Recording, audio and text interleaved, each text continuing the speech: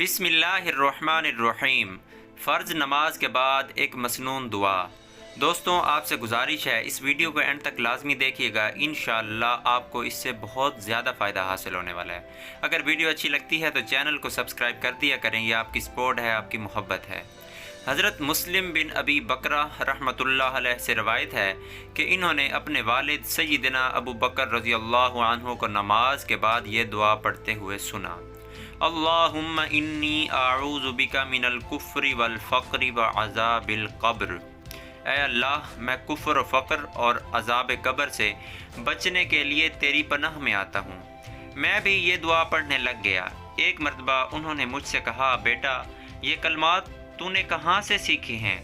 मैंने कहा, अब्बा जान, मैंने आपको नमाज के बाद ये कलमात पढ़ते हुए सुना तो मैंने आपसे सुनकर याद कर लिए।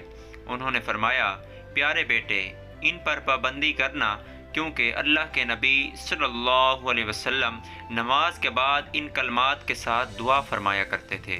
सुबहान अल्लाह, सुबहान अल्लाह। दोस्तों, उम्मीद करता हूँ इस हदीस से हमें बहुत ज़्यादा फ़ायदा होने वाला है।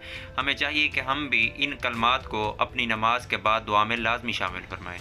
दोस्तों, उम्मीद करता हूँ वीडियो पसंद आएगी। वीडियो को आगे लाजमी शेयर करें।